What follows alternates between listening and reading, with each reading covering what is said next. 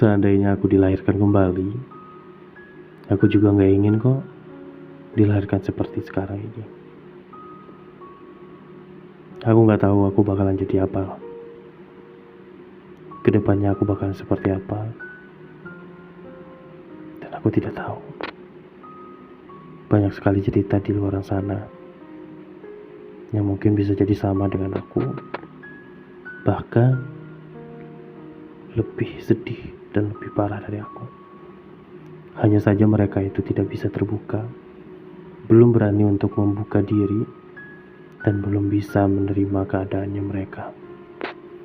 Ada salah satu kisah dari salah satu followers aku di YouTube, dan dia menceritakan ada beberapa kisah yang dia ceritakan tentang pengalaman pribadinya dia. Ini gak aku angkat menjadi sebuah cerita, cuman aku pengen curhat aja karena kebetulan itu relate dengan kehidupan aku juga. Jadi dia itu merupakan orang yang dilema dengan kehidupannya dia. Umurnya dia itu 21 tahun. Dia baru aja menikah dan mempunyai istri satu. Cantik banget istrinya. Dan dia cerita sama aku tentang perlawanan batin yang selama ini dia rasakan. Selama kurang lebih 2 tahun dia sudah menikah, dan dia udah dikaruniai satu anak perempuan cantik sama seperti ibunya. Dan kebetulan juga si cowok ini kelihatan ganteng, berwibawa, dan sangat gimana ya, kalau misalkan aku lihat dari penerawangan mata aku aja sih, dia anaknya gak neko-neko si cowok ini, dan kerja ya emang khusus untuk keluarganya aja gitu. Dia menceritakan pengalaman pahit yang pernah dia alami selama dia menikah. Rasa ketertarikan itu muncul lagi ketika dia sudah menikah dan udah punya anak. Jadi kemarin itu dia pernah bablas kayak lupa diri tentang kalau misalkan dia itu udah menikah gitu. Jadi kayak dia menerima tawaran, dia lagi pusing banget, padahal kerjanya dia bagus sih, cuman nggak tahu mungkin ada masalah ekonomi, hal yang lain. Mungkin dia menerima tawaran dari atasannya dia untuk nginep di salah satu penginapan hotel di tempat dia tinggal. Dan waktu itu dia nginep kurang lebih 2 hari. Alasan kepada istrinya dia itu ada kerjaan di luar kota, padahal dia itu menemani atasannya dia untuk nginep 2 hari di hotel. Kalian tahu apa yang dilakukan di situ? Ternyata si cowok ini melayani atau memberikan kepuasan batin kepada si bosnya ini atau atasannya ini. Dan ternyata si atasannya ini ternyata juga udah punya suami.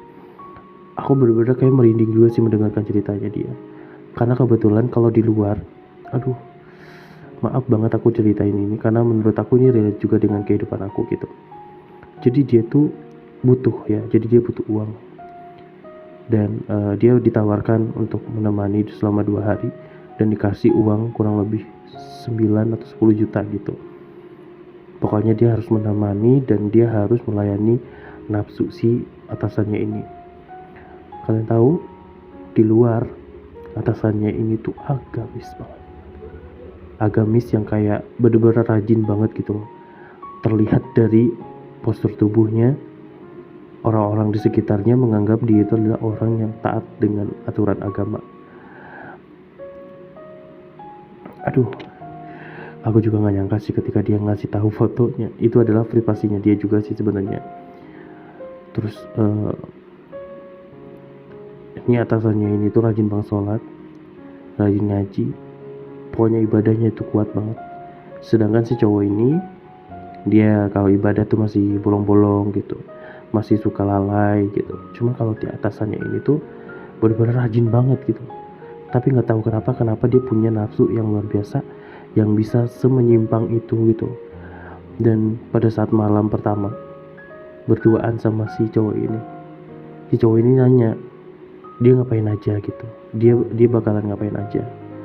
Dikasih tahu lah sama si atasannya ini, nanti kamu cukup menjadi suami saya di atas ranjang, kamu bakalan nemani saya selama 2 malam, kamu melakukan apapun yang saya minta, nanti saya tinggal transfer uang ke rekening kamu. Jadi selama 2 malam dia melakukan hubungan suami istri. Dan bahkan pada saat istrinya nelpon video call dan dia bilang dia lagi dalam proses pekerjaan gitu, jadi kayak sama-sama bohong dengan istrinya masing-masing. Kenapa aku bilang ini ceritanya relate dengan kehidupan aku? Dulu aku juga pernah kayak gitu. Maaf banget ya Allah, aku juga bener-bener kayak nggak tahu sih aku bakalan sebanyak dan sekotor apa diri aku. Jadi dulu tuh aku punya atasan yang masih muda banget. Masih muda tuh udah kayak umur 27 tahun. Dia udah punya cafe gitu, cafe atau apa gitu, tempat makan. Terus aku kerja sama dia tuh karena waktu itu aku pengen banget punya penghasilan. Masih sekolah loh aku tuh, masih sekolah kelas 2 SMA. Terus aku kayak magang gitulah di situ. Karena kesepulang sekolah aku tuh bingung mau ngapain gitu. Jadi aku tuh ngambil waktu kerjanya itu tuh dari pulang sekolah sampai malam jam 9 gitu. Nanti aku dijemput sama bapak aku. Gitu. Itu kurang lebih cuma 2 sampai 3 bulan doang. Ternyata atasan aku ini yang muda ini tuh dia udah punya istri dan istrinya kadang juga suka ada di cafe itu gitu, nemenin suaminya. Nah karena pada saat itu aku maksudnya aku kerjanya di bagian pelayan, jadi aku ngelayani semua pembeli yang ada di situ gitu ya. Terus nggak lama kemudian, selama kurang lebih 1 minggu aku berkenalan dengan si atasan ini. Dia ngajak aku untuk lebih kayak kenal dekat. Cuman pada saat itu dia bilang istrinya nggak bisa bantuin dia karena istrinya lagi menstruasi dan lagi sakit parah gitu. Maksudnya kayak mens hari pertama itu luar biasa sakit kata dia. Jadi dia nggak bisa untuk menemani suaminya bekerja karena pada saat itu karyawannya cuma 2 orang doang, yang satu di bagian belakang, satu bagian depan aku gitu. Jadi ya udah, akhirnya pada saat itu karena istrinya nggak ada, aku lebih dekat dan lebih sering berduaan sama dia kan, kurang lebih 2 hari tuh. Terus tiba-tiba dia ngomong dan menawarkan kayak, malam ini kamu gak usah pulang, bilang sama bapak gak usah dijemput, kamu nginep di sini aja karena udah kemalaman. Karena pada saat itu hitungannya lembur, kalau aku pulangnya lebih dari jam 9 itu hitungannya lembur dan aku dikasih bonus kayak kalau dulu tuh 35.000 satu hari bonus. Terus kata dia nanti saya kasih kamu 35.000 untuk bonus gitu. Pokoknya kamu bantuin sampai selesai, sampai beres, sampai nanti istirahat dan kamu tidur aja di kamar atas. Kebetulan pada saat itu memang kan karyawannya 2, aku sama yang di belakang. Nah si yang di belakang itu biasanya dia tuh pulang karena rumahnya dekat. Aku nginep lah di kamar atas karena kebetulan memang pada saat itu emang disediain mes gitulah, cuman gak ada yang nginep. Aku nginep di situ, terus tiba-tiba dia ngetok pintu aku. Terus dia bilang, kamu udah tidur? Belum, ini baru mau siap gitu. Saya mau numpang dulu sebentar, soalnya di luar lagi hujan kata dia.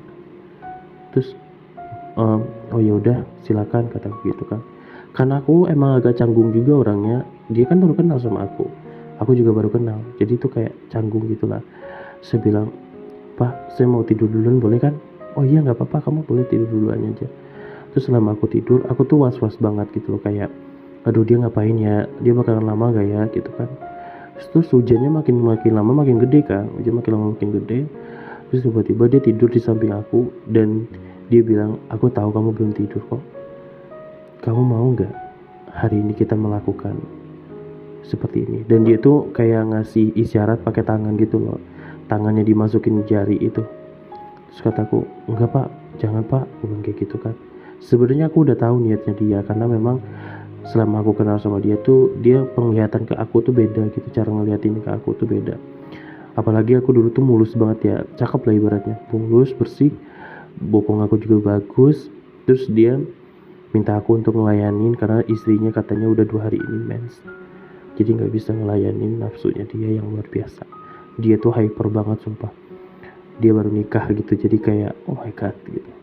Akhirnya aku bilang gak apa, tapi karena aku butuh, dia nawarin kayak kamu saya kasih uang nanti, berapa yang kamu mau kata gitu.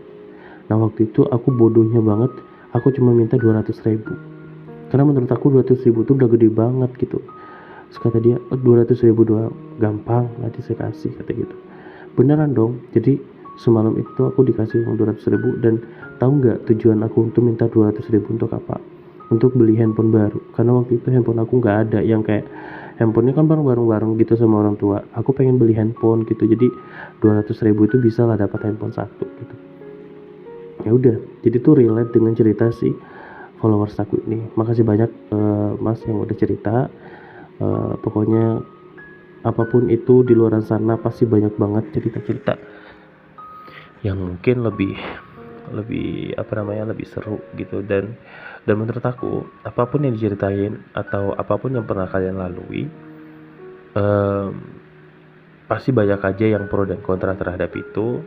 Dan bagaimana kedepannya kita akan memperbaiki diri kita masing-masing, tidak perlu ngejudge juga, karena belum tentu surganya kamu sama dengan surganya kita gitu. Jadi kayak ya udah gitu. Dan bahkan sampai saat ini ada juga sih beberapa orang yang ngedeketin aku, suami orang mana. Karena sebenarnya tipikal orang yang aku suka itu adalah suami orang, kalau enggak anak yang masih pakai seragam kayak masih sekolah.